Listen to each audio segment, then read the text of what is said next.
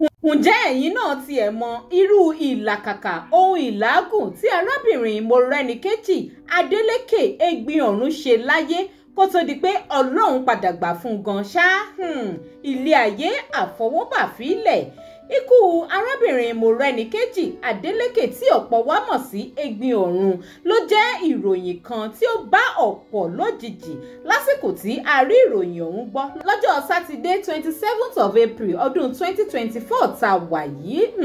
Lóòótọ́ oríṣiríṣi ọ̀rọ̀ ló ti ń lọ káàkiri nípa olóògbé Egbin-Ọ̀run, àmọ́ kí ni àwọn ohun ìlàkàkà tí a lè sọ nípa olóògbé Egbin-Ọ̀run lásìkò tó wà láyé kó tó di pé Ọlọ́run kádàrá kí òkìkí ẹ̀ kó tàn kárí ayé? Ẹ tún jẹ́ àjọṣí ìwé ìrántí nípa olóògbé arábìnrin Morenikeji Adeleke tí ọ̀pọ̀ wa mọ̀ sí Egbin-Ọ̀run.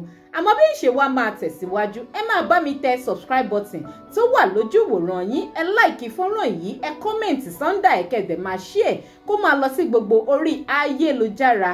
Arábìnrin Morenikeji Egbin-Ọ̀run lẹ́ ń wò nínú fọ́nrán ilé yìí lásìkò ìgbà tí ó ṣẹ̀ṣẹ̀ ń fi ìpìlẹ̀ ilé ìjọsìn ẹ̀ sílẹ̀, eléyìí tó ṣe wípé kò dúró parí ẹ̀ gan tó fi bẹ̀rẹ̀ sí ní ṣe ìjọsìn lórí ẹ̀.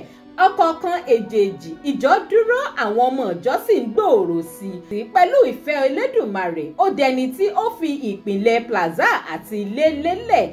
Wọ́n bẹ̀rẹ̀ ilé, wọ́n bẹ̀rẹ̀ plaza, Ọlọ́run sì kádàrá wípé kó rí kọ́ parí. Kódà lásìkò tí yóò ṣe ìṣílé plaza ọ̀hún, gbajúgbajà òṣèré tíátà Yorùbá kan tí ọ̀pọ̀ wa mọ̀ sí Ìyá Rainbow ló ṣe opening plaza náà, òun lẹ sì rí nínú fọ́nrán eléyìí lásìkò tí ó ń gbàdúrà fún Egbin-Ọ̀run pẹ̀lú iṣẹ́ àṣeyọrí tọ́lọ́run tún kádàrá wípé kó rí ṣe láyé. Àmọ́ nǹkan tí ó jọ ọ̀pọ̀ èèyàn lójú ni wípé oríṣiríṣi ọ̀rọ̀ láti wá ń rí gbọ́ nípa olóògbé Egbin-Ọ̀run pẹ̀lú gbogbo tẹsítímọ́nì àti ọ̀rọ̀ dáadáa tí àwọn èèyàn ń sọ nípa ẹ̀, pẹ̀lú bó ṣe ṣe wípé Ọlọ́run ṣe ní ẹ̀dá kan tí ó ní ìwà mọ́ ẹwà tí Ọlọ́run fún un. Síbẹ̀síbẹ̀ oríṣiríṣi ni àwọn kan gbé káàkiri nípa ẹ̀. Kódà ọkọ olóògbé ọ̀hún gan sọ dáadáa nípa ẹ̀ pẹ̀lú bó ṣe ṣe wípé àwọn méjèèjì gan ti separate láti bí ọdún márùn-ún báyìí. Síbẹ̀síbẹ̀ ọkọ olóògbé ọ̀hún jẹ́ ká mọ̀ pé àwọn sì wà papọ̀ gẹ́gẹ́ bí ọ̀rẹ́ tó sì ṣe wípé gbogbo nǹkan tó ń ṣe pátá lòun mọ̀. Kódà ọkọ ẹ̀ gan ló jẹ́ ká mọ̀ wípé lóòótọ́ ni pé arábìnrin Morenikeji ṣe iṣẹ́ abẹ kan ní ìlú Amẹ́ríkà, eléyìí tí Ọlọ́run kádàrá pé kó wà successful tó sì padà wálé lẹ́yìn ọ̀sẹ̀ méjì tó ṣe iṣẹ́ abẹ ọ̀hún wá sí orílẹ̀-èdè Nàìjíríà.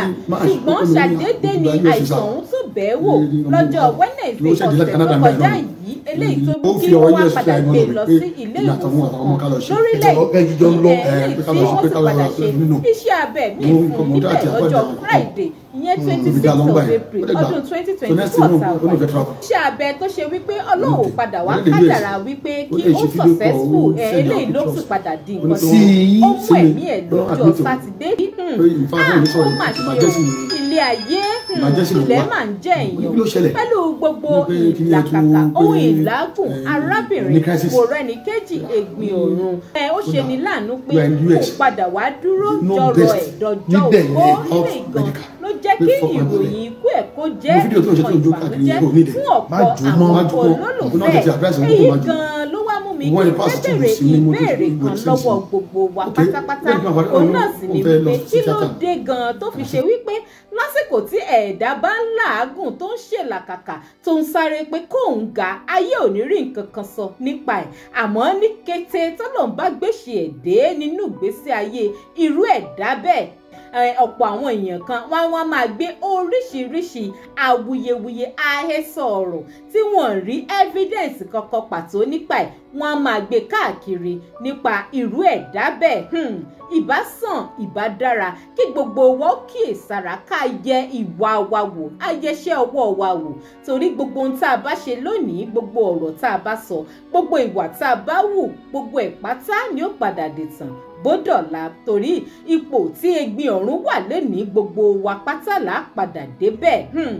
ẹ má gbàgbé láti máa bá mi tẹ subscribe button tó wà lójú ìwòran yín, ẹ láìkí fọ́nrán yìí, ẹ fèrò tiyín náà sí comment, kẹ́sì máa share kó máa lọ sí gbogbo orí ayélujára. Ẹ ṣeun tẹ́ ń darapọ̀ mọ́ mi ní gbogbo ìgbà.